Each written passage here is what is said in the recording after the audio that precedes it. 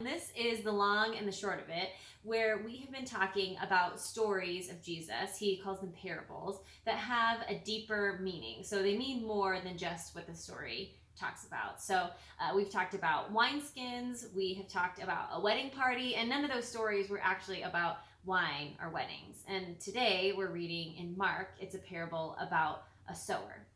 And when I was a kid, I always thought that was talking about like sewing, like when you fix things, not that kind of sewing. It's more like farming. Okay, starts in Mark 4. And he, Jesus, began to teach beside the sea, and a very large crowd gathered about him, so that he got into a boat and sat in it on the sea. And the whole crowd was beside the sea on the land. And he was teaching them many things in parables. And in his teaching, he said to them, "Listen, behold, a sower went out to sow. And as he sowed, some seed fell along the path, and the birds came and devoured it. Other seed fell on rocky ground, where it did not have much soil, and immediately it sprang up, since it had no depth of soil.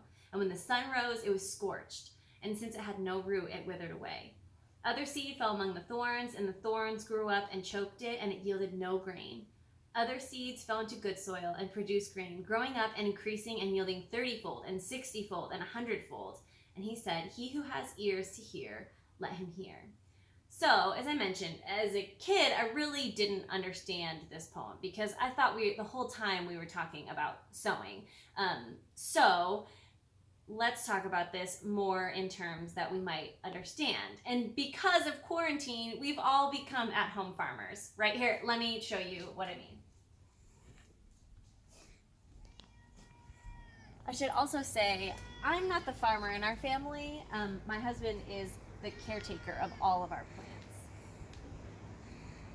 But just like in Jesus' story, there are all kinds of soils out here in Colorado. You probably mostly have clay, right? So here along our path, we have some seeds growing, and I hope they get scorched, but I know that my husband will actually be the one who pulls those at a later point. We have this seed that fell among our thorns. They fell in the rocks, and that one probably won't last very long. And while we don't have any thorns or birds that probably will take them away, we have a cat, and he's pretty likely to eat almost anything, really. But we do have some good plants. We have some good soil, but it didn't happen on accident.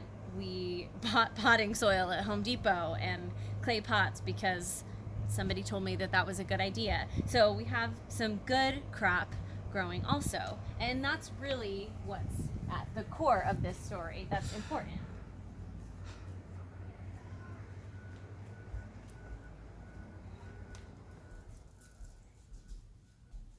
Because if you've ever tried to grow anything in Colorado, you know that mostly you have clay. And so we have had these succulents for, I don't know, somewhere in the neighborhood of a year or two. Like I said, I'm not the caretaker. My husband is the plant person. And every morning he waters and takes care of all of the plants that you just saw, except for the weeds, because he's a dad and he just pulls them.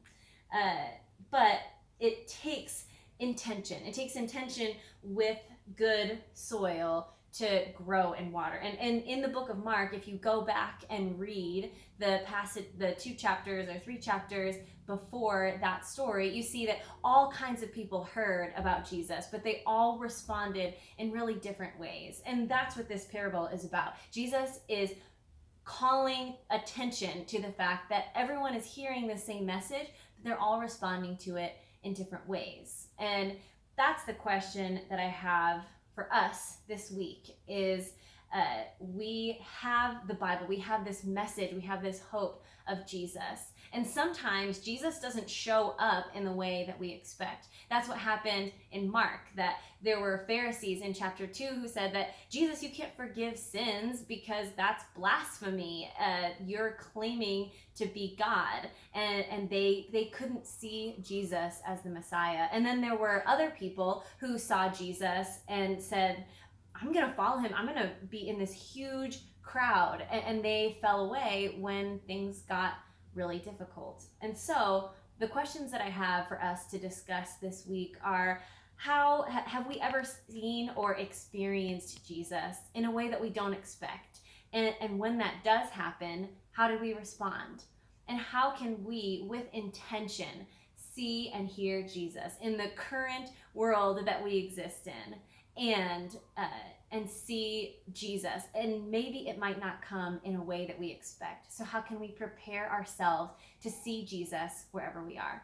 That is the long and the short of it. You can like, share, and subscribe. That helps people to see all of these stories, these breakdowns that our staff has been doing about the stories that Jesus told. So like, share, subscribe to all of these videos so you don't miss a single one. And we'll see you next week.